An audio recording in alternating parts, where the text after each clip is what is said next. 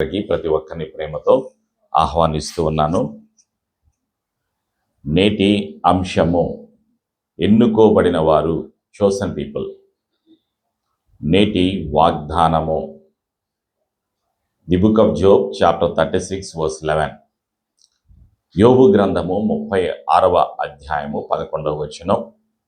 కలిసి నాతో చెప్పండి. వారు ఆలకించి ఆయనను సేవించిన ఎడల తమ దినములను క్షేమముగాను తమ సంవత్సరములను సుఖముగాను వెళ్ళబుచ్చెదరు.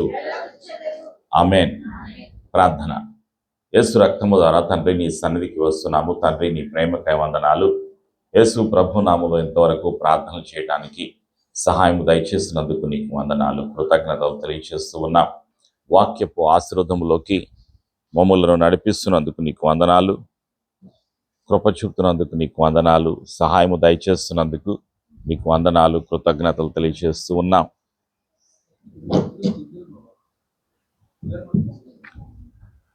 ఇంతవరకు నీ కృప మా పైన ఉంచినందుకు నీకు వందనాలు, కృతజ్ఞతలు తెలియజేస్తూ ఉన్నాం. సర్వశక్తిమంతుడవు, సర్వాధికారివి. ప్రతి బంధకాన్ని, ప్రతి ఆటంకాన్ని, ప్రతి అనుమానాన్ని, ప్రతి రోగపు చీకటి అధికారాన్ని, సాతాను సర్వాధికారాన్ని ఈ స్థలం నుండి మా జీవితాల నుండి యేసు ప్రభు నామములో దూరపరుస్తూ ఉన్నాం. యేసు రక్తంలో మా జీవితాలను ముద్రిస్తూ ఉన్నాం. యేసు ప్రభుని ఒప్పుకొనుచు నేటి వాక్యపు ఆశీర్వాదము కొరకు పరిశుద్ధాత్మ మమ్మలను సిద్ధపరుస్తున్నందుకు నీకు వందనాలు. మా ఆత్మీయ నేత్రాలు తెరుస్తున్నందుకు, సర్వసత్యములోకి జీవములోకి నడిపిస్తున్నందుకు కృతజ్ఞతలు తెలియజేస్తూ యేసు ప్రభు నామములో సిద్ధపడుచు యేసు నామములో ప్రార్థిస్తున్నాం తండ్రి. ఆమేన్. ప్రియమైనటువంటి సంఘమా, పరిశుద్ధాత్ముడు గుర్తు చేస్తున్నటువంటి సత్యం, యోబు గ్రంథములో ఉన్నటువంటి సత్యం 36వ అధ్యాయంలో 11వ వచనంలో ఉన్నటువంటి సత్యాన్ని మనం జ్ఞాపకం చేసుకుంటున్నాం. యోబు గ్రంథంలో 36:11లో ఉన్నటువంటి సత్యం ఏమిటి అంటే, పరిశుద్ధాత్ముడు తెలియచేస్తూ ఉన్నాడు. వారు ఆలకించి, ఎవరైతే ఆలకిస్తారో, యేసయ్య మాటలు ఆలకిస్తారో, పరిశుద్ధాత్మ యొక్క మాటలను ఆలకిస్తారో, ఆయనను సేవించిన ఎడల, ఆయన మాటలు విని ఆయనను సేవించిన ఎడల, ఆయనను ప్రకటించిన ఎడల, ఆరాధన చేసిన ఎడల తమ దినములు క్షేమముగాను తమ సంవత్సరములు సుఖముగాను వెళ్ళబుచ్చెదరు అని పరిశుద్ధాత్ముడు తెలియజేస్తున్నాడు. మానవుడికి క్షేమము ఎక్కడ? ఆలోచన చేయండి. సుఖము ఎక్కడ? ఈ లోకములో క్షేమకరమైనటువంటి దినాలు లేవు, సుఖకరమైనటువంటి దినాలు లేవు. మానవుడికి క్షేమమును, సుఖమును, కాపుదలను, భద్రతను యేసు ప్రభువులో మనకి కలుగుతుంది. కాబట్టి మనం ఏం చేయాలి? యేసు ప్రభు దగ్గరికి రావాలి అని పరిశుద్ధాత్ముడు గుర్తు చేస్తూ ఉన్నాడు. రాకడ దినాల్లో మనం ఉన్నాం. ప్రభు అయినటువంటి యేసుక్రీస్తు వారి యొక్క 2వ రాకడకు సమీపముగా ఉన్నాం. కాబట్టి మనం సిద్ధపడాలి అని పరిశుద్ధాత్ముడు గుర్తు చేస్తూ ఉన్నాడు. ఎవరు ఎన్నుకోబడిన వారు? నేటి అంశము ఎన్నుకోబడిన వారు. Today's topic from the throne of grace, chosen people. Who are the chosen people? ఎవరు ఎన్నుకోబడినారు? ఎన్నుకోబడిన వారు ఎవరు? Who are the chosen people in the New Testament? క్రొత్త నిబంధనలో ఎన్నుకోబడిన వారు. పాత నిబంధన గ్రంథములో ప్రత్యేకంగా ఒక్కొక్కరిని దేవుడు ఎన్నుకున్నాడు. ఎవరెవరిని ఎన్నుకున్నారంటే 3 రకాలైనటువంటి వ్యక్తులను దేవుడు ఎన్నుకున్నాడు. ఎవరు ఆ 3 రకాలైనటువంటి వాళ్ళు అంటే, ప్రవక్తలను దేవుడు ఎన్నుకున్నాడు, రాజులను దేవుడు ఎన్నుకున్నాడు, యాజకులను ఎన్నుకున్నారు. ఈ 3 రకాలైనటువంటి అభిషేకాన్ని పాత నిబంధన గ్రంథంలో ఉన్నటువంటి వారికి అనుగ్రహించి ఇజ్రాయేలు జనాంగమును తండ్రి ఆశీర్వదించారు. క్రొత్త నిబంధనలో కృప కిందకు వచ్చినటువంటి మనము, కృప కాలంలో ఉన్నటువంటి మనం తెలుసుకోవలసినటువంటి సత్యం ఏమిటి అంటే, ఎవరు ఎన్నుకోబడ్డారు క్రొత్త నిబంధన గ్రంథంలో అనేటువంటి సత్యాన్ని పరిశుద్ధాత్ముడు గుర్తు చేస్తూ ఉన్నాడు. మొట్టమొదటిగా మనం చూసినప్పుడు క్రొత్త నిబంధన గ్రంథంలో ప్రియమైనటువంటి సంఘమ, మనం చూసేటువంటి సత్యం ఏమిటి అంటే, ఇక్కడ లూకా సువార్తలో ఒక సత్యాన్ని చూస్తాం. లూకాసు వార్తలో మనం చూస్తున్నటువంటి సత్యం ఏమిటి అంటే, మొదటి అధ్యాయంలో జకరియా ఎలిజబెతు అనేటువంటి ఇద్దరు దంపతులు ఉన్నారు. లూకాసు వార్తలో మొదటి అధ్యాయంలో మనం చూస్తున్నాం. 5-6 వచనాలు చదువుతున్నాను. Gospel of Luke chapter 1 versus 5 and 6.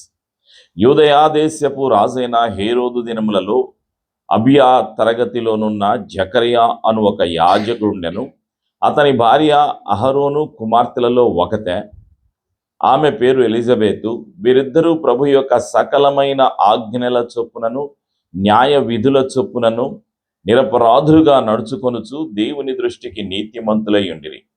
Elizabeth గొడ్రాలైనందున వారికి పిల్లలు లేకపోయిరి, మరియు వారిద్దరూ బహుకాలము గడిచిన వృద్ధులైరి. వీళ్ళిద్దరూ కూడా బహుకాలము గడిచినటువంటి వృద్ధులు.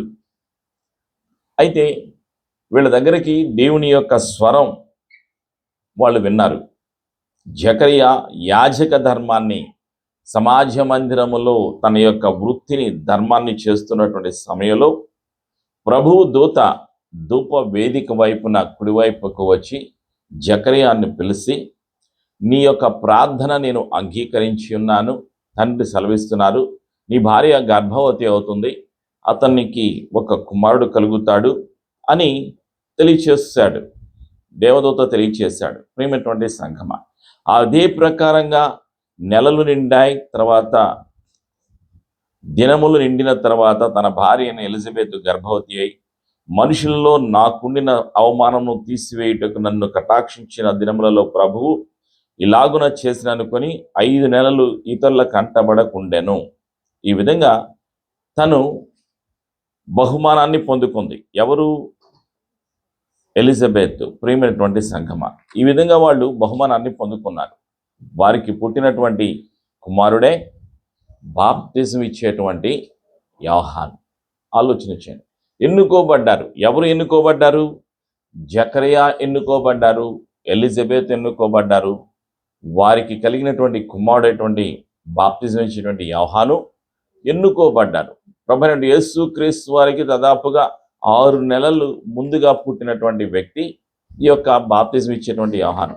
ప్రభువైనటువంటి యేసుక్రీస్తు వారికి యోర్దాను నదిలో బాప్తిజం ఇచ్చింది కూడా ఈ యొక్క బాప్తిజం ఇచ్చేటువంటి యోహాను. ఈ విధంగా ఎన్నుకోబడ్డారు.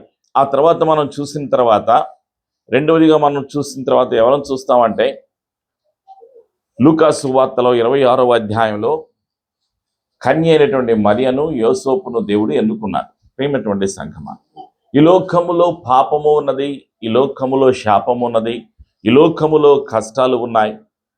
సాతాను ద్వారా ఈ లోకములో పాపము, సాతాను ద్వారా కష్టాలు, ఈ లోకములో సమస్యలు ఉన్నాయి. వీటన్నిటినీ కూడా అంతం చేయటానికి తండ్రి తన ప్రేమను చూపించారు. మానవ జాతిని రక్షించటానికి తండ్రి తన ప్రియకుమారుడైనటువంటి యేసుక్రీస్తు వారిని లోకానికి పంపించి ఉన్నారు. యోహాను 3:16లో, జాన్ 3:16, యోహాను 3:16, దేవుడు లోకముని ఎంతో ప్రేమించాను కాగా తన అద్వితీయ కుమారునిగా పుట్టిన వాని యందు విశ్వాసముంచు ప్రతి ఒక్కరూ నశింపక నిత్య జీవం పొందినట్లు ఆయనను మనకు అనుగ్రహించారు. తండ్రి తన ప్రేమ మానవ జాతి ఎడలో చూపించారు.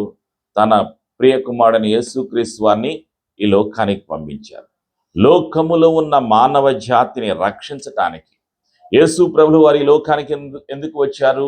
నశించినటువంటి మానవ జాతిని రక్షించటానికి, అంధకారములో ఉన్నటువంటి మానవుడిని వెలుగులోకి నడిపించటానికి, వెలుగై ఉన్నటువంటి యేసు ప్రభువు వారు, వాక్యమై ఉన్నటువంటి యేసు ప్రభువు వారు శరీరధారిగా సత్య సంపూర్ణుడిగా మన మధ్యలో నివసించారు. 33.5 సంవత్సరాలు ప్రభు అయినటువంటి యేసుక్రీస్తు వారు ఈ లోకములో నివసించారు. యేసు ప్రభు వారి యొక్క జన్మ అద్భుతం. ఆలోచన చేయండి. సహజంగా మానవుల యొక్క పుట్టుక ఎలా ఉంటుంది అంటే, స్త్రీ పురుషుల యొక్క కలయిక ద్వారా పిల్లలు పుడుతూ ఉంటారు. అయితే ప్రభు అయిన యేసుక్రీస్తు వారి యొక్క జన్మలో పురుషుడి యొక్క ప్రమేయం లేకుండా, పురుషుడి యొక్క అవసరం లేకుండా తండ్రి ఒక కుమార్తెను, ఆవిడ కన్యక, ఆవిడ పేరు మరియ, ఆవిడను దేవుడు ఎన్నుకున్నారు. ఆవిడలోకి అభిషేకము వచ్చింది. పరిశుద్ధాత్మ ద్వారా కన్య అయినటువంటి మరియ గర్భాన్ని ధరించింది.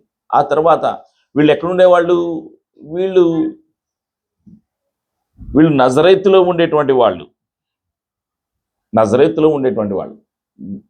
తను గర్భవతిని తెలుసుకున్నాక మొదటిగా కంగారు పడింది మరియ.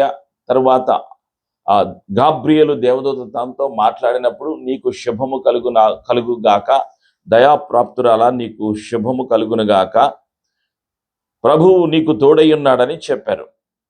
గాబ్రియేలు దూతతో వచ్చి చెప్పాడు. చెప్పిన తర్వాత తనకి సంతోషం కలిగింది. మొదటిగా ఆందోళన కలిగింది, తర్వాత ధైర్యం తెచ్చుకుంది. తను మాట్లాడిన మాటలను బట్టి. గాబ్రియేలు దేవదూత ఏమని చెప్పాడంటే, నీవు గర్భము ధరించి కుమారుని కని ఆయనకు యేసు అను పేరు పెట్టుదువు. ఆయన గొప్పవాడై సర్వోన్నతుని కుమారుడు అనబడును. ప్రభు అయిన దేవుడు ఆయన తండ్రి అయిన దావీదు సింహాసనమును ఆయనకిచ్చును. ఆయన యాకోబు వంశస్థులను యుగ యుగములు ఏలును. ఆయన రాజ్యము అంతము లేనిదై ఉండునని ఆమెతో చెప్పాను. అందుకు మరియ, నేను పురుషుని ఎరుగని దాననే, ఇదెలాగు జరుగునని దూతతో అనగా, దూత, పరిశుద్ధాత్మ నీ మీదకి వచ్చును, సర్వోన్నతుని శక్తి నిన్ను కమ్ముకొనును గనుక పుట్టబోవు శిశువు పరిశుద్ధుడై దేవుని కుమారుడు అనబడును. గాబ్రియేలు దేవదూత తెలియచేశాడు. లూకా సువార్త 1వ అధ్యాయంలో 26 నుంచి మనం ధ్యానం చేసినప్పుడు 14 వచనాల్లో ఇక్కడ రాయబడినటువంటి సత్యం.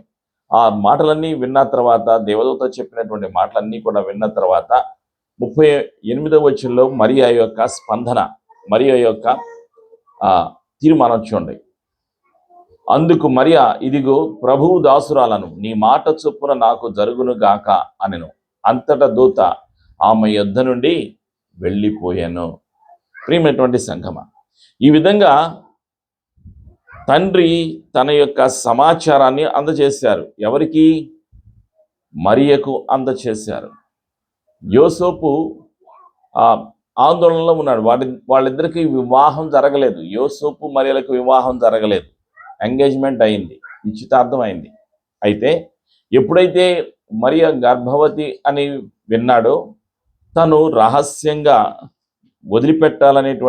విడిచిపెట్టాలనేటువంటి ఆలోచనతోటి యోసేపు ఉన్నాడు. అయితే యోసేపు కలలో దేవుడు కనిపించి, దేవదూత కనిపించి యోసేపును ధైర్యపరిచి, నీవు మరియను చేర్చుకో, ఆవిడ గర్భాన్ని ధరించింది పరిశుద్ధాత్మ వల్ల చెప్పడం ద్వారా అప్పుడు యోసేపు మరియను అంగీకరించడం జరిగింది. ప్రియమైనటువంటి సంగమ, ఆ తర్వాత తను గర్భవతి అయిన తర్వాత యోసేపు తన భార్య అయినటువంటి మరియను, ఇజ్రాయెల్లో ఉన్నటువంటి ఈ యొక్క సత్యం ఏమిటి అంటే, ఎంగేజ్మెంట్ అయిందంటే ఇక వివాహం అయినట్టే ఒక తీర్మానం అన్నమాట. ఇక్కడ యోసేపు మరియను తీసుకొని, ఆవిడ గర్భవతిగా ఉన్నది, బెత్లెహేము, యూదయలోని బెత్లెహేము వచ్చాడు. ఎందుకు వచ్చాడు అంటే, అక్కడ జనాభా లెక్కలు రాస్తూ ఉన్నారు. ఎక్కడ? ఇజ్రాయెల్ దేశంలో అనేక ప్రాంతాల్లో. అందువల్ల ఏ ప్రాంతానికి చెందిన వారు ఆ ప్రాంతానికి వెళ్ళాలి. జనాభా లెక్కల్లో వాళ్ళ యొక్క పేర్లు నమోదు చేసుకోవాలి. మనకి ఎలాగైతే ఓటర్ లిస్టులో మనకు ఓట్లు వేయబోయే ముందుగా ఓటర్ ఐడి కార్డు ఉంటుంది, అలాగే ఆ కాలంలో జనాభా లెక్కలు తీసుకునేటువంటి సమయంలో వాళ్ళ ప్రాంతాలకు వాళ్ళు వెళ్ళిపోవాల్సిందే అనేటువంటి ఒక తీర్మానం తీసుకుని వాళ్ళు బయలుదేరి వచ్చారు. నజరేతులో నివసించేటువంటి ఈ యొక్క మరియా, యోసేపు నజరేతు నుండి ప్రయాణం చేసి బెత్లెహేముకు వచ్చారు. బెత్లెహేము వాళ్ళు ఎలా ప్రయాణం చేశారు? ఆ రోజుల్లో గాడిదల మీద ప్రయాణం. గర్భవతిగా ఉన్నటువంటి తన తీసుకుని, మరియను తీసుకుని యోసేపు ఈ యొక్క బెత్లెహేము వచ్చారు. బెత్లెహేము వచ్చిన తర్వాత వాళ్ళకి నివసించడానికి స్థలము లేదు. అందువలన పశువుల పాకలో మాత్రమే వాళ్ళకి స్థలం దొరికింది. పశువుల పాకలో, పశువుల తోటలో ఆ యొక్క బాలుడైనటువంటి పసివాడైనటువంటి యేసు ప్రభు వారిని ఉంచడం జరిగింది. ఆ సత్యాన్ని మనం లూకా సువార్తలో చూస్తాం. 2వ అధ్యాయంలో మనం చూస్తాం. 5వ వచనంలో మనం చూస్తాం. 4, 5 వచనాలు.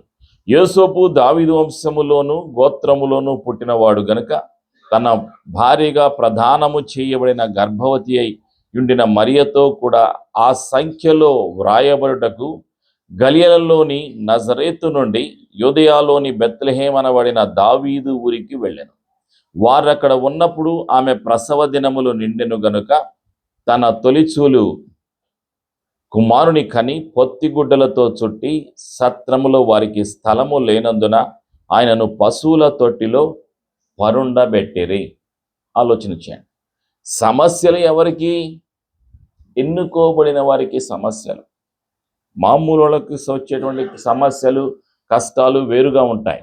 కానీ ఎన్నుకోబడిన వారికి కూడా కష్టాలు ఉంటాయి, సమస్యలు ఉంటాయి, బాధలు ఉంటాయి. ప్రేమైనటువంటి సంఘమ, ఆలోచన చేయండి. దేవుడు అనుమతిస్తాడు. ఎవరికి? ఎన్నుకోబడిన వారు కూడా కష్టాలలో నుండి బయటికి రావటానికి దేవుని యొక్క శక్తిని, తండ్రి ప్రేమను, తండ్రి యొక్క కృపను, తండ్రి అనుగ్రహించేటువంటి ఆశీర్వాదాన్ని వాళ్ళు పొందుకోవటమే కాకుండా ప్రజలకు వాళ్ళు ఆశీర్వాదకరంగా ఉండాలి. కాబట్టి వాళ్ళతో దేవుడు ఉండి, వాళ్ళ మధ్యలో ఉండి వాళ్ళని నడిపిస్తూ ఉంటాడు. కష్టాలు వస్తూ ఉంటాయి. ఆలోచించండి. గర్భవతిగా ఉన్నటువంటి స్త్రీ నజరేతు నుండి బెత్లెహేము ప్రయాణమైంది. ప్రాణం ఎలా సాగింది? ఆవిడ గాడిద మీద కూర్చుంది. ఆవిడ నిండు చూలాలు గాడిద మీద. అక్కడ ప్రాణం ఎలా ఉంటుంది? మనకులాగా దారులు ఉండవు. అవన్నీ కూడా ఆ కొండలు, ఎత్తు పల్లాలు, అలాంటి ప్రాంతంలో ప్రయాణం చేసిన తర్వాత ప్రసవించటానికి తనకి స్థలం లేదు. ఆలోచన చేయండి. లోక రక్షకుడైన యేసు ప్రభువు వారు జన్మించటానికి లోకములో స్థలము లేదు. ఆలోచన చేయండి. ఆవిడ గర్భవతిగా ఉన్నది. ఎవరు కూడా ఆశ్రయం లేదు. అలాంటి స్థలం నిస్సహాయ స్థితిలో ఉన్నది.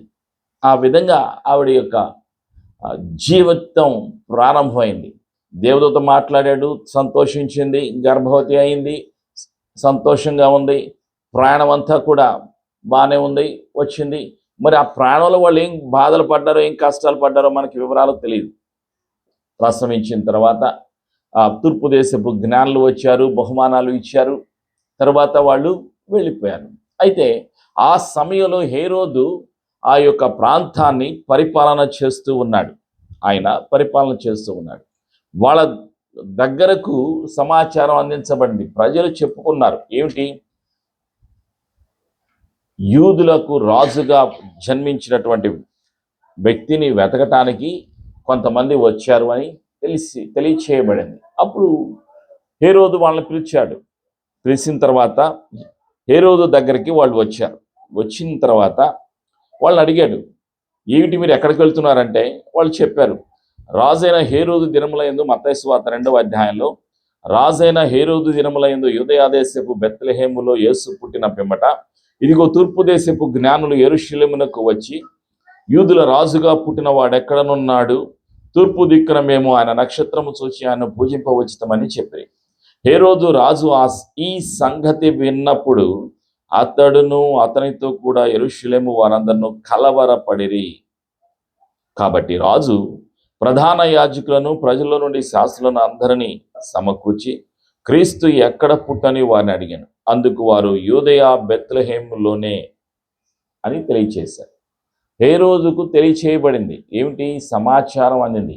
ఒకటి, తూర్పు దేశపు జ్ఞానులు చెప్పారు సత్యాన్ని. తర్వాత అక్కడ ఉన్నటువంటి, తన దగ్గర ఉన్నటువంటి రాజు దగ్గర ఉన్నటువంటి అంతఃపురంలో ఉన్నటువంటి జ్ఞానులను పరిశీలన చేసిన తర్వాత వాళ్ళు కూడా చెప్పారు, యూదులకు రాజు బెత్లెహేములో పుడతారు అని చెప్పారు. అప్పుడు తను ఏం చేశాడంటే, బెత్లెహేములో 2 సంవత్సరాల లోపులో ఉన్నటువంటి పిల్లలందరినీ కూడా చంపమని శాసనాన్ని, చట్టాన్ని తెలియచేశాడు. అప్పుడు హేరోదు చెప్పినటువంటి ఆ యొక్క శాస్త్రాన్ని బట్టి బెత్లెహేములో 2 సంవత్సరాల లోపులో ఉన్నటువంటి మగ పిల్లలందరినీ కూడా సంహరించడం ప్రారంభించారు. అప్పుడు దేవదూత మరలా కనిపించాడు. ఎవరికి? గాబ్రియేలుకు, యోసేపుకు కనిపించి చెప్తున్నాడు, హేరోదు బాలుడైనటువంటి యేసు ప్రభుని చంపటానికి శాసనాన్ని తీసుకొచ్చాడు. కాబట్టి మీరు ఈ యొక్క బెత్లెహేము నుండి ఐగుప్తుకు పారిపోండి అని సమాచారాన్ని అందించాడు. వెంటనే వాళ్ళు అక్కడ నుంచి బయలుదేరారు. ఎక్కడి నుంచి? బెత్లెహేము నుండి ప్రయాణం. ఇప్పుడు బాలుడు ఎన్ని సంవత్సరాల లోపు ఉన్నాడు? యేసు ప్రభు వారు 2 సంవత్సరాల లోపు పసివాడు. ఆలోచన వచ్చాడు. యేసు ప్రభు వారు పుట్టిన దగ్గర నుంచి కూడా తల్లిదండ్రులకి కష్టాలే ఉన్న కష్టాలు. ఆలోచన వచ్చాడు. సహజంగా తల్లిదండ్రులు పిల్లలు పుట్టిన తర్వాత ఏం చేస్తారు? చాలా సంతోషిస్తారు. అవునా కదా? కుమారుడు కలిగిన కుమార్తె కలిగిన మొదటి సంతానం ఎవరు కలిగినా కూడా చాలా సంతోషిస్తూ ఉంటారు. ఇక్కడ యోసేపు మరియల వారి యొక్క జీవితంలో యేసు ప్రభుల వారి యొక్క ప్రారంభము నుండి కూడా వాళ్ళు కష్టాలను భరిస్తూ ఉన్నారు. ఆలోచన చేయండి.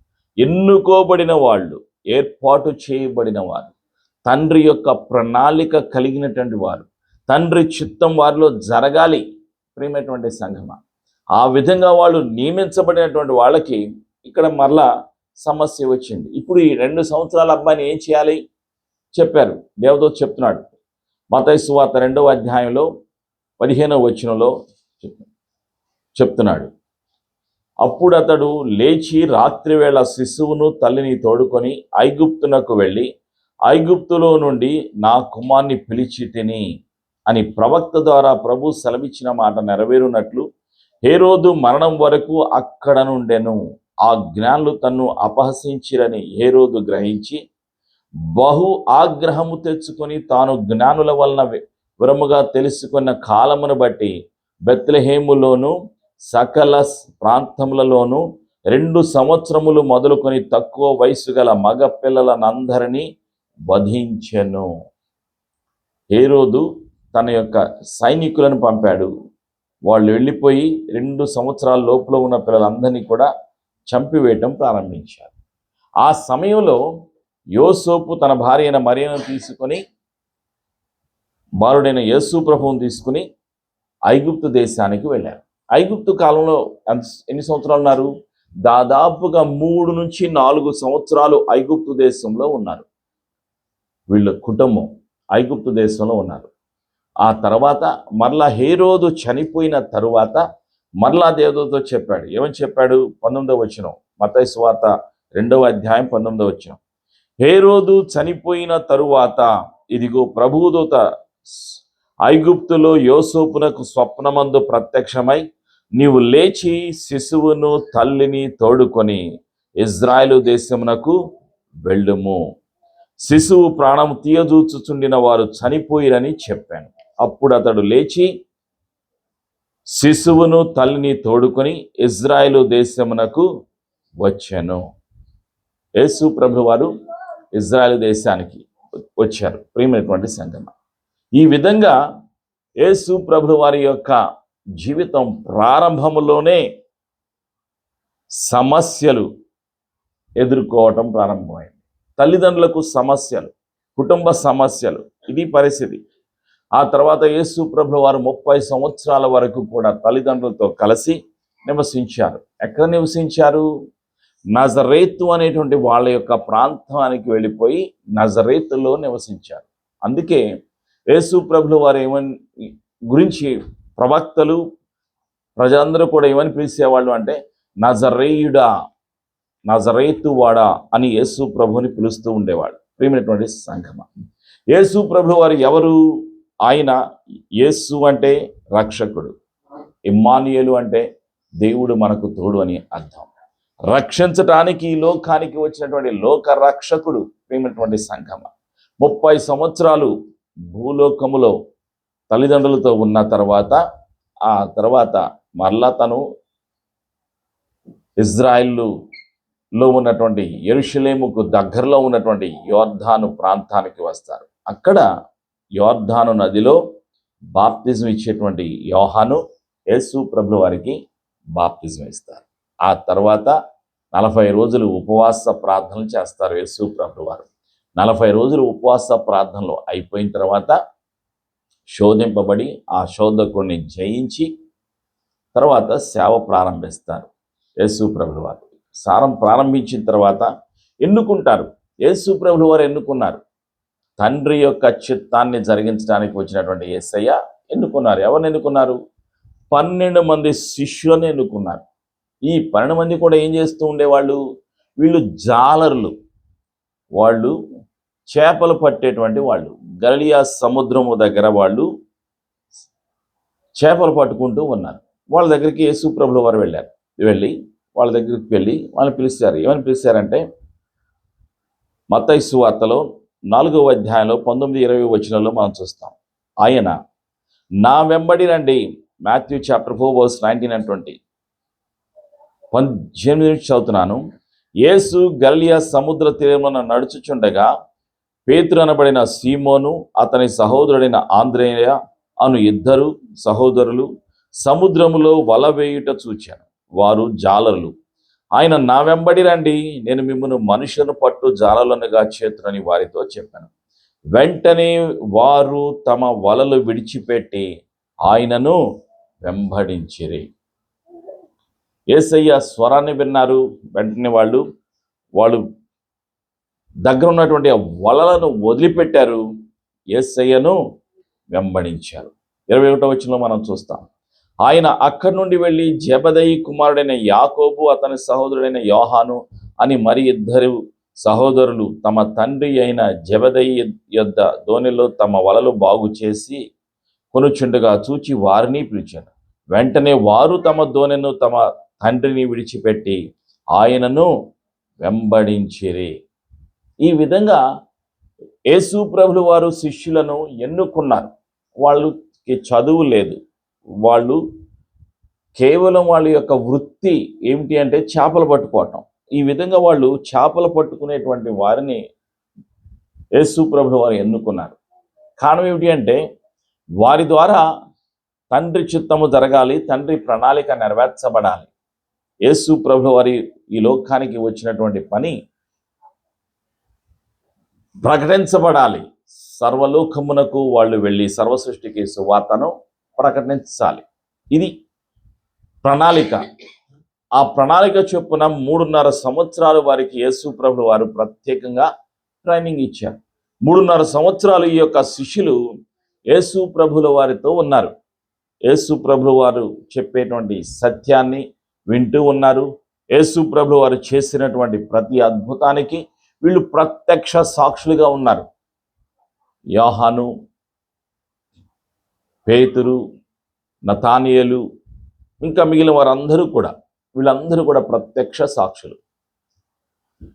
చివరి రోజుల్లో 33.5 సంవత్సరాలు పూర్తయిపోతున్నటువంటి చివరి రోజులలో యేసు ప్రభుల వారు సెలవిచ్చారు. ఏమని సెలవిచ్చారంటే, నన్ను ఈ రోమా సైనికులు పట్టుకుంటారు, నన్ను సిలువ వేస్తారు, ఆ తర్వాత సిలువ మరణానికి నన్ను నేను అప్పగించుకుంటాను, ఆ తర్వాత 3వ రోజు నేను తిరిగి లెగుస్తాను, తర్వాత నేను తండ్రి ఇంటికి వెళ్తాను, నేను తండ్రి దగ్గరికి వెళ్ళిన తర్వాత నేను ఉండేటువంటి స్థలంలో మీరును ఉండులాగున మిమ్మల్ని కూడా నేను తీసుకొని వెళతాను అని యేసు ప్రభుల వారు శిష్యులకు చెప్తారు. అయితే మీరు దిగులు పడవద్దు, అధైర్యపడవద్దు, బాధపడవద్దు, నేను ఎల్లప్పుడూ కూడా మీతో ఉంటాను అని యేసయ్య సెలవిచ్చారు. యేసయ్య సెలవిచ్చినటువంటి మాటలు మార్కు సువార్తలో 16వ అధ్యాయంలో 15వ వచనంలో మనం చూస్తాం. Gospel of Mark chapter 16 verse 15. మీరు సర్వలోకమునకు వెళ్ళి సర్వసృష్టికి సువార్తను ప్రకటించుడి. నమ్మి బాప్తిసం పొందిన వాడు రక్షింపబడును, నమ్మని వానికి శిక్ష విధించబడును. యేసయ్య చెప్పారు. కాబట్టి ఇప్పుడు వీళ్ళేం చేయాలి? యేసు ప్రభుల వారు సిలువలో చనిపోయారు, వాళ్ళకి తెలుసు, వాళ్ళు కళ్ళతో చూశారు యేసయ్యను సిలువ వేయటం. యేసు ప్రభుల వారు సిలువలో చనిపోయిన తర్వాత 3వ రోజున యేసు ప్రభుల వారు తిరిగి లేచారు. మరి ఇక్కడ వీళ్ళేం చేయాలిక? వాళ్ళ పని వాళ్ళు చేయాలి. యేసయ్య చెప్పారు, సర్వలోకానికి వెళ్ళమన్నారు, వీళ్ళు వెళ్ళాలి, సువార్తను ప్రకటించాలి. మత్తయి సువార్తలో 28వ అధ్యాయంలో 19-20 వచనాలు కూడా యేసు ప్రభుల వారు వారికి కనిపించి చెప్పినటువంటి మాటలు. కాబట్టి మీరు వెళ్ళి సమస్త జనులను శిష్యులుగా చేయుడి, తండ్రి యొక్కయు కుమారుని యొక్కయు పరిశుద్ధాత్మ యొక్కయు నామంలోనికి వారికి బాప్తిస్మం ఇచ్చుచు నేను మీకు ఏ ఏ సంగతులను ఆజ్ఞాపించితునో వాటన్నిటినీ గైకొనవలెనని వారికి బోధించుడి. ఇదిగో నేను యుగ సమాప్తి వరకు సదాకాలము మీతో కూడా ఉన్నానని వారితో చెప్పాను. యేసయ్య చెప్పారు, నేను సదాకాలము మీతో ఉన్నాను అని యేసయ్య సెలవిచ్చారు. వాగ్దానం చేశారు, ధైర్యపరిచారు, బలపరిచారు. ఈ విధంగా ధైర్యాన్ని పొందుకున్నారు, అభిషేకాన్ని పొందుకున్నారు. యేసయ్య చెప్పిన ప్రతి మాటను వాళ్ళు విన్నారు, అద్భుతాలు చూశారు. యేసయ్య మరణించిన తర్వాత, యేసయ్య పునరుత్థానుడు అయిన తర్వాత కూడా వాళ్ళు చూశారు. ప్రియమైనటువంటి సంగమం, అయితే వీళ్ళలో చాలామందికి అనుమానాలు ఉన్నాయి, ఇంకా సమస్యలు ఉన్నాయి. వీళ్ళ సమస్యలు వీళ్ళు చెప్పుకోలేనటువంటి సమస్యలు. ఏమిటి వాళ్ళ సమస్యలు అంటే ప్రత్యేకంగా మనం చూస్తాం. యోహాను సువార్తలో 21వ అధ్యాయంలో మనం చూస్తాం. John the Gospel chapter 21 verses 1 to 14. యోహాను సువార్త 21 మనం చూస్తాం. John the Gospel chapter 21 verses 1 onwards. 21వ అధ్యాయంలో మొదటి నుంచి. అటు తరువాత యేసు తిబేరియా సముద్ర తీరమున శిష్యులకు మరలా తన్ను ప్రత్యక్షపరచుకొనెను. ఆయన తన్ను ప్రత్యక్షపరచుకొనిన విధమేదనగా, సీమోను పేతురును, నిదుమానబడిన తోమాయు, గలిలయలోని కానా అను ఊరివాడగు నతనయేలును, జెబెదయి కుమారులను ఆయన శిష్యుల్లో మరి ఇద్దరును కూడి ఉండిరి. సీమోను పేతురు, నేను చేపలు పట్టబోదునని వారితో అనగా, వారు మేమును నీతో కూడా వచ్చేదమనిరి. వారు వెళ్ళి దోణి ఎక్కిరి, కానీ రాత్రి ఏమీ పట్టలేదు. ఆలోచన చేయండి. 7 శిష్యులు ఏం చేస్తున్నారు? చేపలు పట్టుకోవడానికి వెళ్ళారు. అది వాళ్ళ యొక్క వృత్తి. ఆలోచన చేయండి. అసలు వీళ్ళు ఏం చేయాలి? సువార్తను ప్రకటించాలి. సువార్తను ప్రకటించవలసినటువంటి శిష్యులు ఎక్కడికి వెళ్తున్నారు? వీళ్ళు ఏదైతే వదిలిపెట్టారో ఆ యొక్క వలను మళ్ళీ పట్టుకున్నారు. ఏ వృత్తి అయితే వదిలిపెట్టారో అదే వృత్తి పట్టుకుంటున్నారు. ప్రేమటువంటి సంగమా, శిష్యులు చేపలు పట్టుకోవటానికి ఎందుకు వెళ్ళారు? ఆలోచన చేయండి. Why did they go for fishing? ఎందుకు వెళ్ళారు చేపలు పట్టుకోవడానికి? ఆలోచన చేయండి. ఏమిటి అంటే ఆర్థిక సమస్యలు, కుటుంబ సమస్యలు, ఇంట్లో తినడానికి తిండి లేదు. వీళ్ళ వృత్తి ఏమిటి? చేపలు పట్టడం. ఇక పేతురు చెప్పాడు, ఏమని చెప్పాడు? నేను వెళ్తున్నాను అన్నాడు. ఎక్కడికి? చేపలు పట్టుకున్నాను. అప్పుడు మిగతా వాళ్ళు ఏమన్నారంటే, కష్టాలు నీకేనా, సమస్యలు నీకేనా, మాకు లేవా? మేము కూడా నీతో పాటే వస్తామన్నారు. అప్పుడు 7 శిష్యులు కలిసి వాళ్ళ వలలు తీసుకొని, వాళ్ళ యొక్క దోణెలు తీసుకొని వాళ్ళు బయలుదేరారు. చేపలు పట్టుకోవడానికి వెళ్ళారు. చేపలు సహజంగా ఎక్కడ దొరుకుతాయి? వీళ్ళకి నడి సముద్రంలో దొరుకుతాయి. అంచున కాదు, లోపలికి వెళ్ళాలి, లోతుగా వెళ్ళాలి, సముద్రం లోపలికి వెళ్ళాలి. లోపలిగా వెళ్ళిన తర్వాత అప్పుడే చేపలు వాళ్ళు పట్టుకోగలుగుతారు. వీళ్ళు బాగా అనుభవం ఉంది వీళ్ళకి. వీళ్ళ వృత్తే చేపలు పట్టడం కాబట్టి వీళ్ళు రాత్రంతా కష్టపడ్డారు. రాత్రంతా కష్టపడిన తర్వాత ఇంక వీళ్ళకి ఏం జరిగింది? ఎంత కష్టపడినా కూడా వాళ్ళకి ఫలితం దక్కలేదు. ఖాళీ వలలతో తిరిగి ఒడ్డుకు చేరుకున్నారు. అయితే ఒడ్డుకు చేరుకున్న తర్వాత వీళ్ళ పరిస్థితి ఏమిటి అంటే ఆలోచన చేయండి. నిస్సహాయ స్థితిలో ఉన్నారు. దుఃఖముతో, బాధతో తిరిగి వచ్చారు. వీళ్ళు అసలు దుఃఖముతో, బాధతో, కష్టముతో ఉన్నారు. వీళ్ళ పరిస్థితి ఆలోచించండి. వీళ్ళు దేని మీద ఆధారపడ్డారు? మనం ఒకసారి ఆలోచన చేస్తే తమ వృత్తి మీద ఆధారపడ్డారు. చేపలు పట్టుకోవటం వాళ్ళ యొక్క వృత్తి కాబట్టి ఆ వృత్తి మీద ఆధారపడ్డారు. దేవుని మీద ఆధారపడలేదు. పరిశుద్ధాత్మ మీద వాళ్ళు ఆధారపడలేదు. వాళ్ళు ప్రార్థన చేయలేదు. ఇప్పుడు మాకు కష్టం వచ్చింది, ఇప్పుడు మేమేం చేయాలి? నీవు వాగ్దానం చేశావు, ఎల్లప్పుడూ మాతో కూడా ఉంటానని నీవు వాగ్దానం చేశావు కదా యేసయ్య. ఇప్పుడు మా పరిస్థితి ఏమిటి? నీవు ఎక్కడ ఉన్నావు? నీవు మాకు చూపెట్టిన వాగ్దానాలు, నీవు చూపెట్టిన అద్భుతాలు ఇప్పుడు ఏమి, ఎక్కడ? మేము నిస్సహాయ స్థితిలో ఉన్నాం, మా పరిస్థితి ఏమిటి? మేము ఏం చేయాలి అని అడగటం లేదు. ఎవరిని అడగటం లేదు? పరిశుద్ధాత్మని అడగటం లేదు, యేసయ్యని అడగటం లేదు. వాళ్ళు నిస్సహాయ స్థితిలో ఉన్నారు. వాళ్ళ వృత్తిని నమ్ముకున్నారు, వాళ్ళ వృత్తి మీద ఆధారపడ్డారు. వాళ్ళ యొక్క సొంత ఆలోచన మీద ఆధారపడ్డారు. ఆ సొంత ఆలోచన ఏంటి అంటే శరీరానుసారమైనటువంటి మనస్సు. They were depending on their profession and they were led by their own flesh. వాళ్ళ యొక్క శరీరానుసారమైన మనస్సు మీద ఆధారపడ్డారు. సొంత నిర్ణయాలు తీసుకున్నారు. వీళ్ళు 7 కూడా వాళ్ళ యొక్క సొంత నిర్ణయం తీసుకున్నారు. కలిసిగా ఉన్నారు. దేనికి? ఒక పని చేయటానికి. ఏమిటి ఆ పని? చేపలు పట్టుకోవాలి. ఒకే నిర్ణయానికి వచ్చారు వీళ్ళందరూ కూడా. ఆలోచన చేయండి. వీళ్ళు సొంత నిర్ణయం తీసుకున్నారు, బయలుదేరారు. వాళ్ళ అనుభవం ఉంది కాబట్టి వాళ్ళ అనుభవం మీద వాళ్ళు ఆధారపడ్డారు. వాళ్ళ ఆలోచన మీద వాళ్ళు ఆధారపడ్డారు. దేవుని మీద నమ్మకం లేదు వీళ్ళకి. దేవుని యొక్క మాట మీద, వాగ్దానం మీద, ప్రవచనం మీద, పరిశుద్ధాత్మ మీద నమ్మకం లేదు. ప్రియమైనటువంటి సంఘమా, వాళ్ళ మనస్సుని వాళ్ళు నమ్ముకున్నారు. సామెతల గ్రంథంలో 28వ అధ్యాయంలో 26వ వచనంలో ఒక సత్యాన్ని చూస్తాం. Proverbs chapter 28 verse 26. Proverbs chapter 28 verse 26. సామెతల గ్రంథంలో 28, 26లో ఒక సత్యాన్ని పరిశుద్ధాత్ముడు గుర్తు చేస్తూ ఉన్నాడు. 28, 26లో ఉన్నటువంటి సత్యం. తన మనస్సును నమ్ముకొనువాడు బుద్ధిహీనుడు, జ్ఞానముగా ప్రవర్తించువాడు తప్పించుకొనును. ఇప్పుడు వాళ్ళు ఎవరు నమ్ముకున్నారు? తమ మనస్సును నమ్ముకున్నారు. తమ శక్తి మీద ఆధారపడ్డారు. తమ అనుభవం మీద ఆధారపడ్డారు. ఇది వాళ్ళ యొక్క పరిస్థితి. ప్రియమైనటువంటి సంఘమా, దేవుని యొక్క వాగ్దానాలు ఉన్నాయి, కానీ వీళ్ళు వాగ్దానాన్ని నమ్మలేదు, ప్రవచనాలను నమ్మలేదు.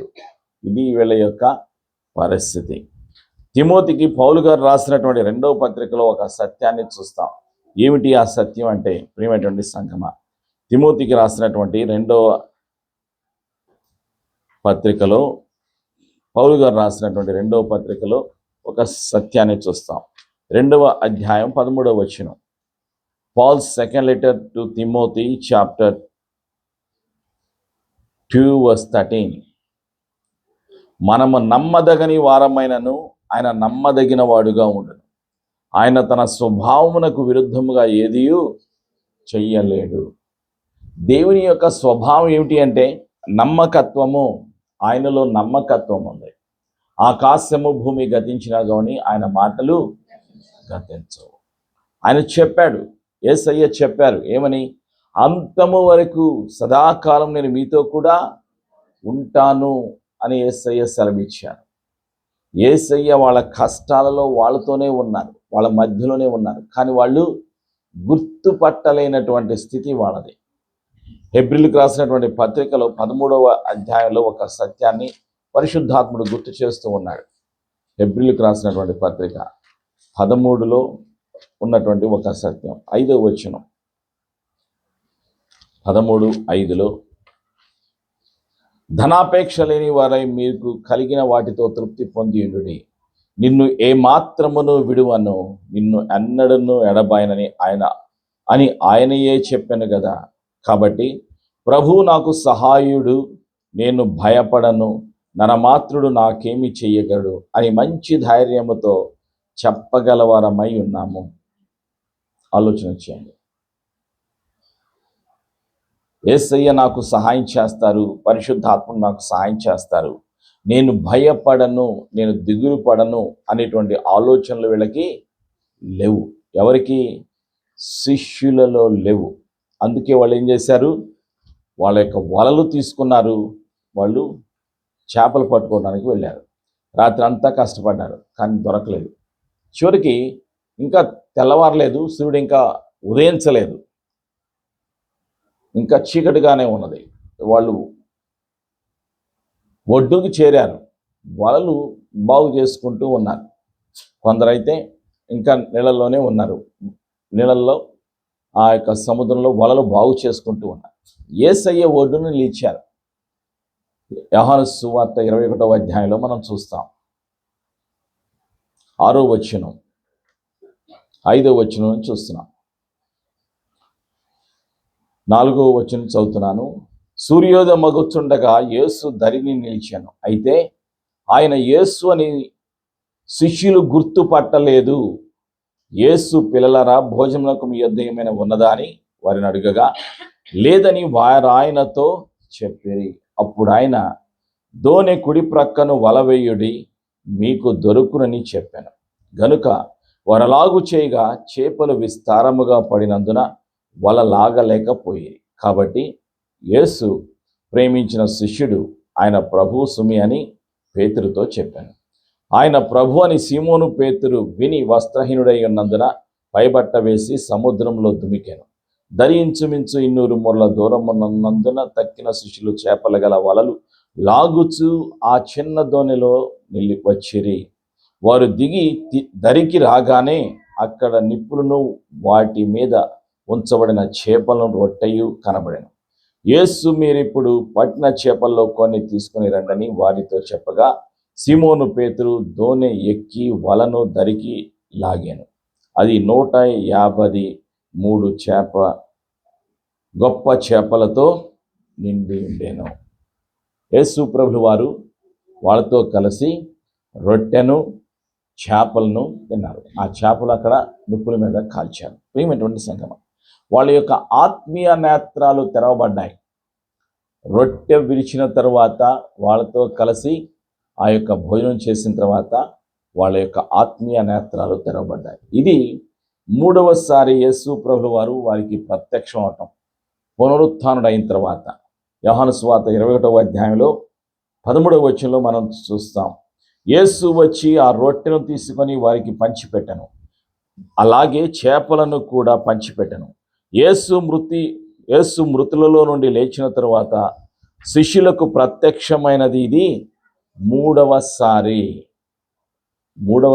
ప్రత్యక్షమయ్యారు. ప్రియమైనటువంటి సంగమం, అప్పుడు వాళ్ళ యొక్క నేత్రాలు తెరవబడ్డాయి. అప్పుడు వాళ్ళు గ్రహించగలిగారు, యేసు ప్రభువుని గుర్తించగలిగారు. అప్పటి వరకు కూడా వాళ్ళు మాట్లాడుతూ ఉన్నారు కానీ గుర్తుపట్టలేనటువంటి స్థితి. యేసు ప్రభు వారు ఒడ్డు మీద ఉండి మీ యొక్క వలను కుడి ప్రక్కన వేయమన్నప్పుడు వాళ్ళు వేసినప్పుడు విస్తారముగా చేపలు ఆ వలలోకి వచ్చాయి. అప్పుడు వాళ్ళు ఆ వలని లాగలేకపోతున్నారు. పక్కన ఉన్నటువంటి పడవల్లో ఉన్న వాళ్ళు జాలలు కూడా వచ్చి సహాయం చేశారు. అప్పుడు ఆ వలని పడవలోకి తీసుకొచ్చారు. ఆ చేపలన్నింటినీ కూడా, వలలో పడినటువంటి చేపలన్నింటినీ కూడా ఆ వలలో ఉండటం వల్ల అవి లాగి పడవ లోపలికి తెచ్చేసారు. ఈ విధంగా అద్భుతం జరిగింది. ఆయన అద్భుతకరుడు, ఆశ్చర్యకరుడు. శిష్యులు మర్చిపోయినా యేసయ్య వాళ్ళని మర్చిపోలేదు. వాళ్ళ కష్టాలను చూశారు యేసయ్య. వాళ్ళ బాధ్యతలు ఏమిటో యేసయ్యకు తెలుసు. వాళ్ళ కష్టాలు ఏమిటో యేసయ్యకు తెలుసు. నిరంతరము ఉన్నవాడు, ఆది అంతమునై ఉన్నటువంటి దేవుడు యేసు ప్రభువు వారు. ఈ లోకములో కష్టాలు ఉంటాయి, సమస్యలు ఉంటాయి, అనేక రకాలైనటువంటి సమస్యలు, కష్టాలు ఉంటాయి. ఎన్నుకోబడిన వారికి కూడా కష్టాలు ఉంటాయి. ఏర్పాటు చేయబడిన వారికి కూడా కష్టాలు, శ్రమలు, బాధలు ఉంటాయి. అయితే వాటన్నిటి మధ్యలో యేసయ్య ఉంటారు, పరిశుద్ధాత్ముడు ఉంటారు, సహాయం దయచేస్తారు. ఆ కష్టం నుండి, ఆ బాధ నుండి, ఆ సమస్య నుండి బయటికి రావటానికి ఆయనే సహాయం దయచేస్తాడు. కారణం, తండ్రికి మహిమ కలగాలి, అప్పగించబడినటువంటి బాధ్యతలు నెరవేర్చబడాలి, శిష్యుల కొరకు సిద్ధపరిచినటువంటి పని, ఏర్పాటు చేయవలసినటువంటి పని జరగాలి, దేవుని పని జరగాలి. దేవుని పని జరగకుండా ఆటంకాలు అనేకం ఉంటాయి. ఆ ఆటంకాలన్నిటిలో నుండి, ఆ బాధలన్నిటిలో నుండి, ఆ సమస్యలన్నిటిలో నుండి కూడా విడిపించేటువంటి దేవుడు యేసు ప్రభువు వారు. ప్రియమైనటువంటి సంగమం, ఆయనకు అసాధ్యమైనది ఏది కూడా లేదు. ఒకసారి యేసయ్య నాతో మాట్లాడారు, పరిశుద్ధాత్మ నాతో మాట్లాడారు. అండమాన్లో వెళ్ళమన్నారు. అండమాన్ వెళ్ళిపోయాను. ఒక దీవి నుండి మరొక దీవికి ప్రయాణం చేస్తూ ఉన్నాను. మద్రాసు వెళ్ళి మద్రాసులో షిప్ ఎక్కాను. ఒక రాత్రి ఒక పగలు ప్రయాణం చేశాను. ఆ తర్వాత నికోబార్ అనేటువంటి అండమాన్ అనేటువంటి దీవికి వెళ్ళాను. అండమాన్లో కొన్ని రోజులు ఉన్నాను, కొన్ని నెలలు ఉన్నాను. అక్కడి నుంచి మళ్ళీ ఒక రాత్రి అంతా ప్రయాణం చేశాను. నికోబార్ అనేటువంటి దీవికి వెళ్ళాను. అక్కడ ఒక రాత్రి అంతా ప్రయాణం. అక్కడ ఒక నెల ఉన్నాను. అక్కడ నుంచి చిన్న చిన్న దీవులు, చిన్న చిన్న పడవలు ఎక్కేసి వెళ్ళిపోవడం ప్రారంభించాను. అలా వెళుతూ ఉన్నాను, ఒక దీవి నుంచి ఇంకో దీవికి, ఒక దీవికి. అక్కడ మనుషులు తెలియదు, భాష తెలియదు, అలాంటి ప్రాంతాలు. అక్కడంతా చిన్న చిన్న దీవుల్లో ఉంటారు ప్రజలు, ఆదివాసుల్లాగా ఉంటారు. సగం బట్టలు వేసుకుంటారు. వాళ్ళు వృత్తి ఏమిటి అంటే చేపలు పట్టుకోవటం, వాళ్ళకి కొబ్బరి బొండాలు ఉంటాయి. ఆ బొండాలు తింటూ ఉంటారు. వాటిని గవర్నమెంట్కి అమ్ముతారు. ఆ బొండాలు గవర్నమెంట్ వాళ్ళకి డబ్బులు ఇస్తారు. పడవలెక్కి మళ్ళీ వేరే దీవికి వెళ్ళి వాళ్ళు సరుకులు కొనుక్కొచ్చుకుంటారు ఆ డబ్బులు ఇచ్చి. ఆ విధంగా వాళ్ళు అక్కడ ఉంటూ ఉంటారు. నేను ఆ విధంగా ఒక ప్రాంతం నుంచి మరొక ప్రాంతానికి ప్రయాణం చేస్తూ ఉన్నాను. ఒక ప్రాంతానికి వెళ్ళిన తర్వాత అక్కడ గూడెంలో ఒక అధికారి ఉంటాడు. ఆ గూడెంలో ఉన్న వాళ్ళందరికీ, ఒక్కొక్క గూడెంలో ఎంతమంది ఉంటారు? ఒక 500 మంది, ఒక 200 మంది, 400 మంది, 1000 మంది అలా ఉంటారు ఒక్కొక్క దీవుల్లో. అది ప్రాంతంలో ఒక దీవుల్లో ఉన్నాను. అప్పుడు ఆ గూడెంలో ఉన్నటువంటి వ్యక్తి నాకు ఆయన పక్కన ఉన్నటువంటి మరొక వ్యక్తిని పరిచయం చేసి, ఇతను నీతోనే ఉంటాడు అని చెప్పాడు. సరే అన్నాను. అక్కడ ఏంటంటే ఆ దీవుల్లో ఇళ్ళు ఎత్తుగా కట్టుకుంటారు. అంటే సముద్రం ప్రక్కన ముసళ్ళు వస్తాయి, ఇళ్ళు ఎత్తుగా కట్టుకుంటారు. అడవిలో ఉన్నటువంటి ఆ కలప కొట్టుకొచ్చి కట్టుకుంటారు. ఆ పైన వెళ్ళటానికి ఆ బొంగుల్లాగా నిచ్చెన వేసుకుంటారు, ఏర్పాటు చేసుకుని పైకి వెళ్ళి ఉంటారు. అక్కడ పైన ఉంటారు, ఆ విధంగా ఉంటారు. సరే, నేను అక్కడ పైన ఉన్నాను. నా ప్రక్కన మరొక అతను నాకు చూపెట్టి వెళ్ళిపోయేవాడు. ఆ విధంగా వాళ్ళు పెట్టేటువంటి భోజనం నేను తింటూ ఉండేవాడిని, అక్కడ ఉండేవాడిని. ఆ విధంగా దాదాపు 10 రోజులు ఉన్నాను. ప్రతిరోజు ఉదయాన్నే వచ్చేవాడు, నన్ను అక్కడి నుంచి మరొక ప్రాంతానికి తీసుకుని వెళ్తూ ఉండేవాడు. ఆయన దగ్గర పెద్ద పొడవుటి కత్తి ఉంటుంది. నాకన్నా ఎత్తుగా బలంగా ఉంటాడు. అతను నాకు హెల్ప్ చేస్తూ ఉండేవాడు. సరే, ఒక రాత్రి అంతా పడుకున్నాను. ఉదయాన్నే లేచిన తర్వాత నేను అలా పక్కకి వెళ్ళిన తర్వాత పైనుంచి ఒక పాము పడింది. అప్పుడు యేసయ్యా నీకు స్తోత్రం అని చెప్పాను. అది నా దగ్గరికి రాలేదు, అది వెళ్ళిపోయింది. ఇంకా వాళ్ళు పెట్టే భోజనాలు, కాల్చిన చేపలు, వాళ్ళు కోళ్ళు, అవి అన్నీ పెడుతుండేవాళ్ళు, తినేవాడిని. సో నా దగ్గర ఉన్న వ్యక్తి ఆ అడవిలో తీసుకుని వెళ్ళిపోతూ ఉండేవాడు, వేరే వేరే దగ్గర తీసుకెళ్లేవాడు, ప్రార్థనలు చేస్తూ ఉండేవాడిని. తను అనేక ప్రాంతాలకు తీసుకెళ్లేవాడు. చేసిన తర్వాత మళ్ళీ షిప్ వచ్చింది. షిప్ వస్తే మళ్ళీ వేరే ప్రాంతానికి వెళ్ళాలి. ఇంకా షిప్ రావటం లేట్ అయిపోయింది ఒక్కోసారి. అప్పుడు చిన్న చిన్న పడవలు వేసుకుని ఇంకో దీవికి వెళ్ళిపోవడం ప్రారంభమైనాం. అప్పుడు తను తీసుకుని నేను ఇంకో చిన్న దీవికి వెళ్ళాం. ఒక దాదాపు 2 గంటల ప్రయాణం చేసి వెళ్ళాం. వెళ్ళిన తర్వాత ఆ దీవిలోకి వెళ్ళిన తర్వాత మమ్మల్ని చూసి ఆ దీవిలో ఉన్న వాళ్ళందరూ కూడా పారిపోతూ ఉన్నారు. నన్ను చూసి నేను సహజంగా నాకు ఇట్లాగే గడ్డ ఉండేది, బాగా గడ్డ ఉండేది. నన్ను చూసి ఎందుకు పారిపోతున్నారని నాకు అనుమానం వచ్చింది. అప్పుడు ఆ గూడెంలో ఉన్న ఆయన నన్ను లోపల తీసుకెళ్ళి కూర్చోబెట్టి, నువ్వు తీసుకొచ్చిన ఆయన ఎవరో నీకు తెలుసా అని అడిగాడు. ఆయన నా బాడీ గార్డు, నాతో ఉన్నాడు, నాకు అన్ని హెల్ప్ చేశాడు అని చెప్పాను.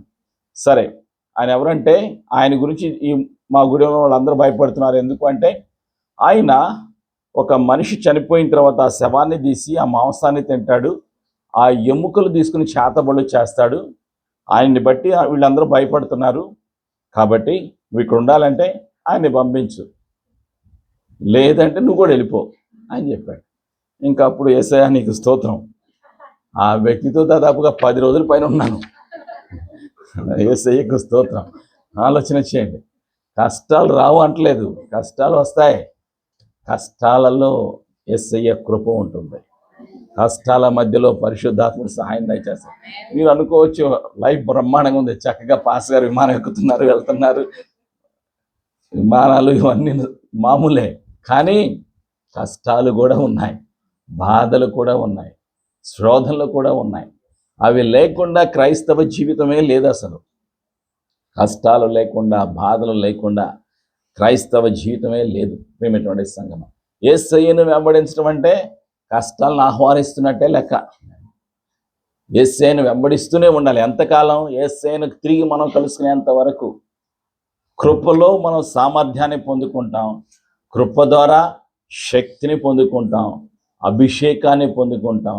దినదినము నూతన కృప, దినదినము నూతన శక్తి, దినదినము నూతన అభిషేకము ద్వారా ప్రతిరోజు కూడా మనం కృప నుండి కృపలో మనం బలపరచబడతాం. శక్తి మీద శక్తి నుండి, మహిమ నుండి మహిమలోకి మనం చేర్చబడుతూ ఉంటాం. ఇది మన యొక్క పరిస్థితి. సో ఆ విధంగా జరిగింది. ఆ తర్వాత ఆయన దగ్గరికి వచ్చి చెప్పాను, నువ్వు ఇంకా వీళ్ళందరూ భయపడుతున్నారు నిన్ను చూసి, దయచేసి నువ్వు వెళ్ళిపో అని చెప్పాను. ఆయనకి ప్రార్థన నేర్పించాను, ప్రార్థన నేర్చుకున్నాడు, వెళ్ళిపోయాడు. ఇక ఆయన వెళ్ళిపోయిన తర్వాత నేను మళ్ళీ ఆ దీవిలో మళ్ళీ కొద్ది రోజులు ఉండి అక్కడ నుంచి మరి ఇంకొక దీవికి వెళ్ళిపోయాను. ఒక్కొక్క దీవికి వెళ్ళడానికి యేసయ్య కృప చూపాడు. ఇంకొచ్చిన దీవి ఎక్కాను. దీవి ఎక్కిన తర్వాత వెళ్ళటానికి పడవ ఎక్కాను. పడవ ఎక్కిన తర్వాత ప్రయాణం చేస్తూ ఉన్నాం. ఆ పడవ చిన్న పడవ, 30 మంది పట్టేటువంటి పడవ, దానికి ఇంకేముండవు. అది చిన్న ఇంజిన్ ఉంటుంది, వాళ్ళు 2-3 జాలర్లు ఉంటారు, అక్కడ వాళ్ళు ఉంటారు, అడవి మనుషులు ఉంటారు, వాళ్ళతో పాటు నేను ఎక్కాను. వెళ్ళిపోతూ ఉన్నాం. రాత్రి అయిపోయింది. మధ్యలో పడవ సగం పడిపోయింది. అందులో ఉన్న వాళ్ళు అందరూ సగం మంది పడిపోయారు. నాకు ఈత రాదు. యేసయ్యా నీకు స్తోత్రం. నా పరిస్థితి చూడండి. ఇంకా అది పట్టుకున్నాను గట్టిగా పక్కన. వాళ్ళేమో కొంతమంది దూకుతున్నారు, ఈత వేసుకుంటున్నారు, కొంతమంది వస్తున్నారు, కొంతమంది వాళ్ళు వెళ్ళి బ్లాక్ వస్తున్నారు, మళ్ళీ లోపల వేస్తున్నారు. నాకు ఈత రాదు, ఏమీ రాదు. నేను అలా గట్టిగా పట్టుకున్నాను. యేసయ్యా నీకు స్తోత్రం. అది నా పరిస్థితి. ఎంత అయిందో తెలియదు. ఈ పడవ వెళ్ళిపోయి సముద్రంలో రాళ్ళు ఉంటాయి. ఒక రాళ్ళను గుద్దేసింది. ఇక పడవ ఇంజిన్ పని చేయట్లేదు.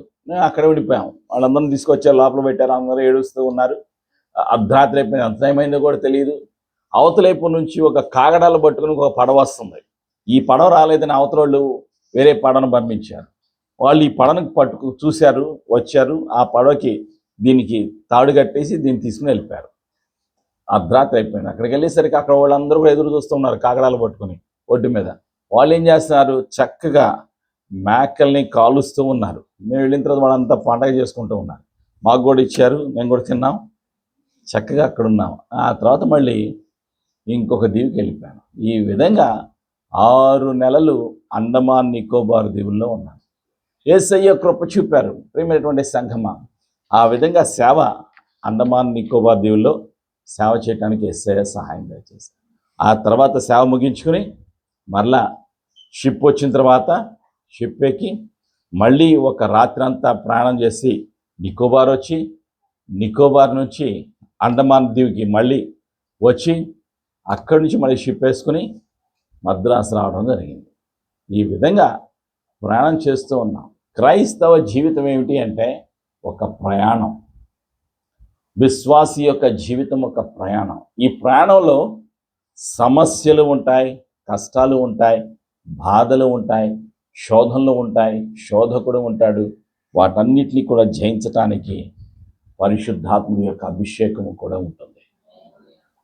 ఆ విధంగా పరిశుద్ధాత్ముడు ఈ యొక్క శిష్యులను నడిపించాడు, వాళ్ళని బలపరిచాడు.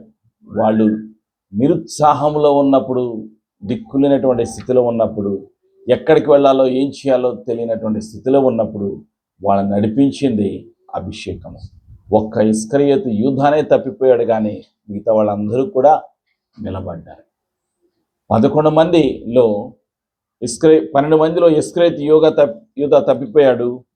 10 మంది హతసాక్షులయ్యారు. యోహాను, ప్రకటన గ్రంథం రాసినటువంటి యోహాను సువార్త రాసినటువంటి యోహాను మాత్రం ముసలివాడు అంత వరకు అంత్య దినాల వరకు చూసి సహజమైన మరణాన్ని అనుభవించాడు యోహాను. ప్రియమైనటువంటి సంగమ, అభిషేకము వాళ్ళందరి మీద ఉన్నది. అభిషేకం ద్వారా వాళ్ళు ధైర్యముతో వాక్యాన్ని చెప్పగలిగారు. ఎవ్వరికీ భయపడలేదు. అందరూ కూడా హతసాక్షులు అయిపోయారు. యోహాను ఒక్కడే హతసాక్షి కాలేదు. ఎవరు చంపలేకపోయారు. నూనెలో వేశారు, కానీ చనిపోలేదు. ఆయన సజీవంగా ఉన్నాడు. యేసయ్య కృప ఆయన మీద ఉంది, అభిషేకం ఆయన మీద ఉంది. పరిశుద్ధాత్మ యొక్క అభిషేకము ద్వారా ప్రకటన గ్రంథాన్ని, యోహాను సువార్తను, యోహాను పత్రికలను ఆయన రాశాడు. అందుకే ఆయన రాసినటువంటి పత్రికల్లో కానీ, ప్రకటన గ్రంథంలో కానీ భవిష్యత్తులో జరగబోయేటువంటి చాలా విషయాలు ఆయన తెలియచేశాడు. ఆయన అన్ని సత్యాలు ఎలా తెలుసుకోగలిగాడు? చదువు లేదు, పరిశుద్ధాత్ముడు అనుగ్రహించినటువంటి జ్ఞానము ద్వారా, అభిషేకము ద్వారా, ప్రేరణ ద్వారా అవన్నీ కూడా రాయగలిగాడు, చెప్పగలిగాడు. ఆసియాలో ఉన్నటువంటి 7 సంఘాలకు ఉత్తరాలు రాశాడు. అనేక సత్యాలు, రాకడ గురించి, 1000 ఏళ్ల పరిపాలన గురించి, పరలోకము గురించి సత్యాలు ఆయన రాయగలిగాడు.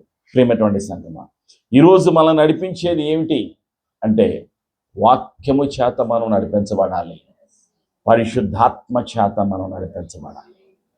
విన్న వారందరికీ కూడా ఆశీర్వాదాలు కలుగుతాయి. అందుకే ప్రకటన గ్రంథంలో పరిశుద్ధాత్ముడు ఏమని తెలియజేస్తున్నాడు అంటే, ప్రకటన గ్రంథంలో 22వ అధ్యాయంలో 7వ వచనంలో ఒక సత్యాన్ని తెలియజేస్తూ ఉన్నాడు. The book of Revelation chapter 22:7, ప్రకటన 22:7. ఇదిగో నేను త్వరగా వచ్చుచున్నాను, ఈ గ్రంథంలోని ప్రవచన వాక్యములను గైకొనువాడు ధన్యుడు. Behold, I am coming soon. Blessed is he who keeps the words of the prophecy in this book. ప్రకటన 22:12 ఒక సత్యాన్ని చెప్తున్నాడు పరిశుద్ధాత్ముడు. 22:12. ఇదిగో త్వరగా వచ్చుచున్నాను, వాని క్రియ చొప్పున ప్రతి వానికి ఇచ్చుటకు నేను సిద్ధపరిచిన జీతము నా యొద్ద ఉన్నది. నేనే ఆల్ఫాయు ఒమేగయు, మొదటి వాడను కడపటి వాడను, ఆదియు అంతమునై ఉన్నాను. ఆమేన్. కాబట్టి నీవు నేను సిద్ధపడాలి, యేసయ్య రాకడ కొరకు సిద్ధపడాలి, యేసయ్య రాజ్య వ్యాప్తి కొరకు, యేసయ్య కొరకు పనిచేయటానికి మనం సిద్ధపడదాం, మన జీవితాలను సమర్పించుకుందాం. యేసయ్య కృప మనందరికీ సదా తోడైండును గాక. ఆమేన్. ప్రార్థన. పరిశుద్ధాత్మ దేవా, నీకు వందనాలయ్యా. నీవు ఎన్నుకున్న వారి జీవితాల్లో కలిగిన ప్రతి కష్టము నుండి, ప్రతి బాధ నుండి, ప్రతి బంధకము నుండి వారిని విడిపించావు. నిత్యము నీవే పోషించావు, నీకు వందనాలు. జకరియా ఎలిజబెత్కు సంతానం లేనటువంటి సమస్యతో ఉండగా వారికి బహుమానాన్ని ఇచ్చావు. బాప్టిజం ఇచ్చేటువంటి యోహాన్ని బాహుగా బలమైన సాధనముగా నీవు తయారు చేసి వాడుకున్నావు, నీకు వందనాలయ్యా. మరియను ఎన్నుకున్నావు, యోసేపును ఎన్నుకున్నావు, వారి ద్వారా యేసయ్యను ఈ లోకానికి పంపించావు తండ్రి, నీకు వందనాలు. నువ్వు ఇచ్చిన బహుమానము శ్రేష్టమైనది, అమూల్యమైనది, శాశ్వతమైనది. నీ ప్రేమకై వందనాలు. యేసు ప్రభువా, మా యొక్క శాపమును, మా పాపమును నీవు సిలువలో అంతము చేసినందుకు నీకు వందనాలయ్యా. సాతాను అధికారాన్ని సిలువలో అంతము చేసిన దేవుడవు యేసయ్యా. నీవు మరణించి తిరిగి లేచిన సజీవుడవు. నువ్వు ఎన్నుకున్నటువంటి నీ శిష్యులందరికీతో నీవు ఉన్నందుకు నీకు వందనాలు. నీ అభిషేకాన్ని గురించి నీవు తెలియచేశావు, నీవు ప్రార్థన చేశావు, నీవు బలపరిచావు, నడిపించావు. నిత్యము నీవు ఉన్నవాడుగా నీవు ఉన్నావు, నీకు వందనాలయ్యా. నీవు తిరిగి రాబోచున్నందుకు నీకు వందనాలు. నీవు రాబోతున్నటువంటి సమయంలో మేము కూడా నీ యొక్క పరిచర్య చేయటానికి, నీ ప్రేమను ప్రకటించడానికి, యేసయ్యా నీ మరణమును పునరుత్థానమును ప్రకటించటానికి మాకు కావలసిన అభిషేకమును, మాకు కావలసిన జ్ఞానమును నీవు అనుగ్రహిస్తున్నందుకు నీకు వందనాలు. ఈ లోకములో మేము ఎవరిని నమ్మాలో ఎవరిని నమ్మకూడదో నీవే మాకు తెలియచేస్తున్నందుకు నీకు వందనాలు.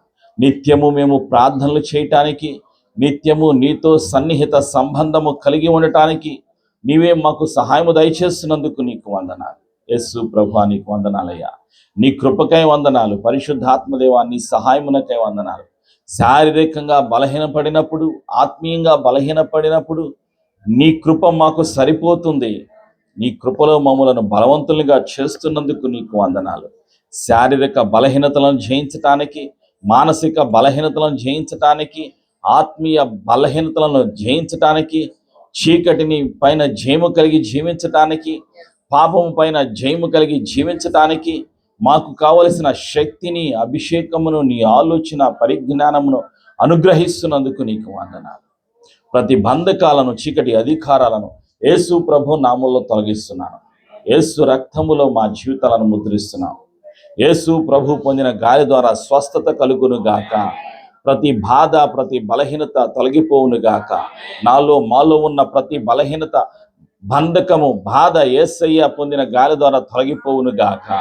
అందరూ చెప్పండి, నాకు స్వస్థత కలిగింది, నాకు విడుదల కలిగింది. నేను, నా కుటుంబము యేసయ్య కొరకు ఎన్నుకోబడి ఉన్నాము, ఏర్పరచబడి ఉన్నాము, పిలవబడి ఉన్నాము. ఆశీర్వాదము కొరకు, ఆశీర్వాదమునకు వారసులుగా తండ్రి మమ్ములను పరిశుద్ధమైన పిలుపుతో పిలిచారు అని నమ్ముచున్నాము. యేసు రక్తములో మా జీవితాలను ముద్రిస్తున్నాం. యేసయ్య నామములో ప్రతి బంధకము, ప్రతి బలహీనత, చీకటి అధికారము తొలగిపోవును గాక. యేసు రక్తము ద్వారా విడుదల కలుగును గాక. తల నుండి పాదాల వరకు శక్తి, బలము, ఆశీర్వాదము యేసయ్య నామములో కలుగును గాక. ధైర్యము యేసయ్య నామములో కలుగును గాక.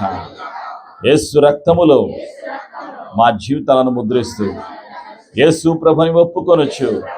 యేసు సజీవుడు, యేసు మరణించి తిరిగి లేచిన సజీవుడు అని ప్రకటిస్తాను అని మాట ఇస్తూ ఈ సమర్పణ ప్రార్థన యేసు నామములో చేసి ఆశీర్వాదమును, జీవమును, అభిషేకమును, స్వస్థతను యేసు నామములో పొందుకొనుచున్నాము తండ్రి.